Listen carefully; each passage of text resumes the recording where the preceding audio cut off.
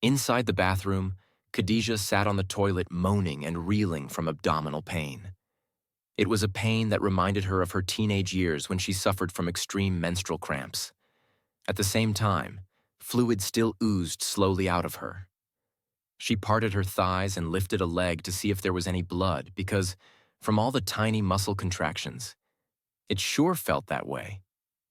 She bundled up a handful of toilet paper, wiped some of the fluid, and examined it. The ambient lighting in the bathroom was insufficient to perform a proper visual examination, so she decided to do something cool that Ian taught her about the security system. Holding her head straight ahead in front of herself, she spoke a voice command. "QEAI, can I get a personal light, please?"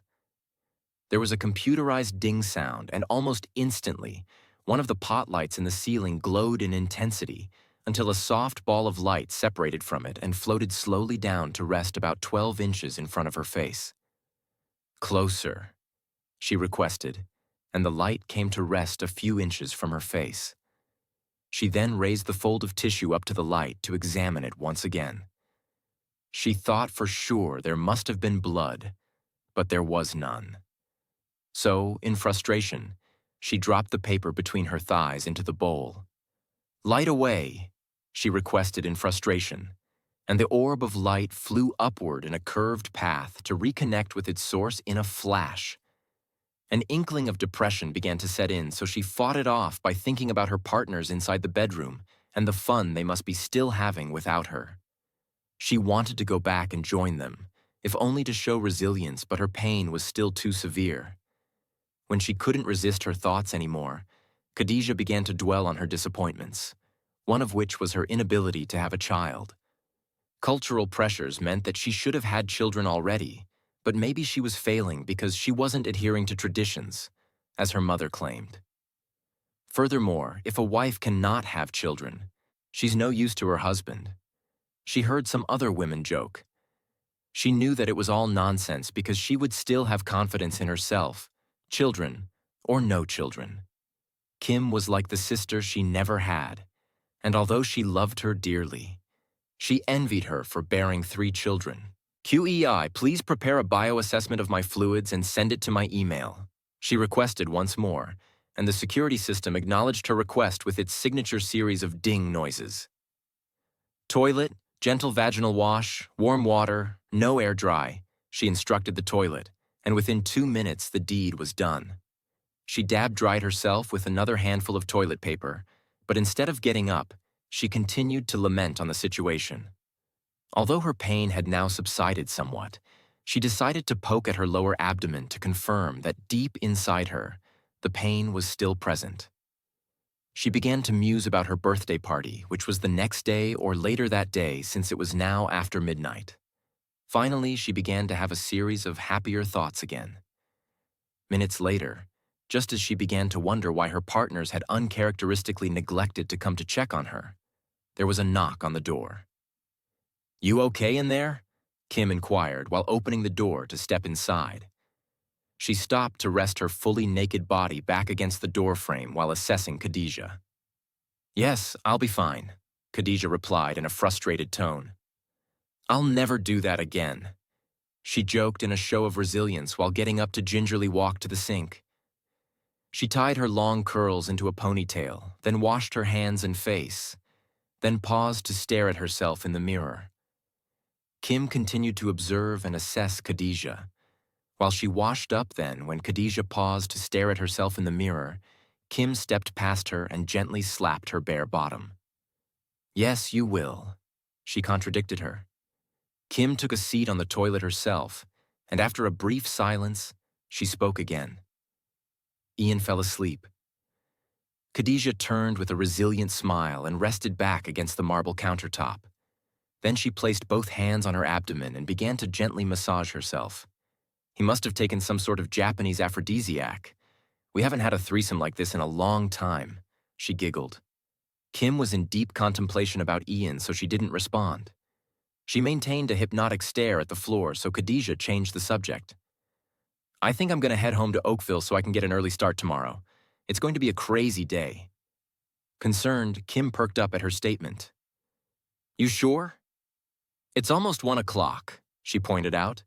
I'll leave my car here and take a drone. It's supposed to be your night anyway, Khadijah replied in an attempt to acknowledge their prior arrangements. Kim nodded in acceptance while admiring Khadijah's dark, slender figure, only to notice the shiny pins still attached to her pubic area. Come here, babe. She gestured, and Khadijah came to stand in front of her. She placed both hands on Khadijah's hips while gently pressing her thumbs into her lower abdomen, prompting her to wince in pain. Is it the pins or your abdomen that hurt? She asked, genuinely concerned. My abdominal muscles still hurt. Please don't press too hard. Do you want me to take the pins out then? She asked, while gently moving her fingertips over them. No, I can't take any more pain right now. Okay, I'll help you take them out tomorrow. Kim got up and went to the sink to wash her hands before retrieving a bathrobe from the towel rack. Let's go. I'll get security to send an escort drone with you, she stated.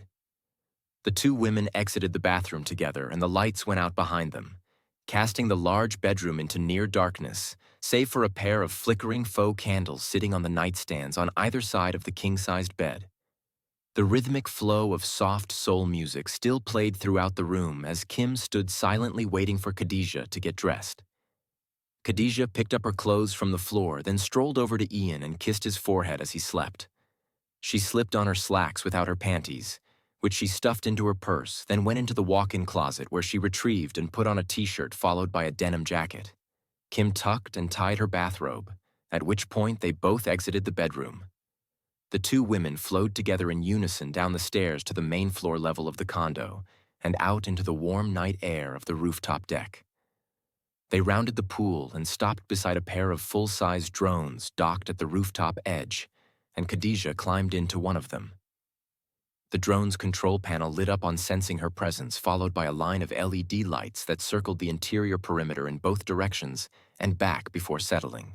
QEAI, please set a course for Oakville Mansion, Khadijah instructed, and the drone's GPS screen displayed the flight path, estimated travel time, and weather conditions.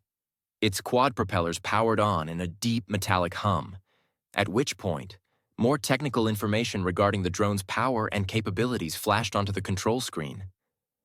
Satisfied that Khadijah was now in safe hands, Kim leaned inside the open window to kiss Khadijah on the lips.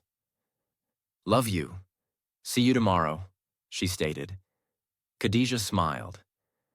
Thanks. Love you too. She reciprocated the farewell. She turned her attention inside the drone only to utter an interjection seconds later that startled Kim. Oh shit, I almost forgot. Can you tangle me the bags that are in my car in the morning?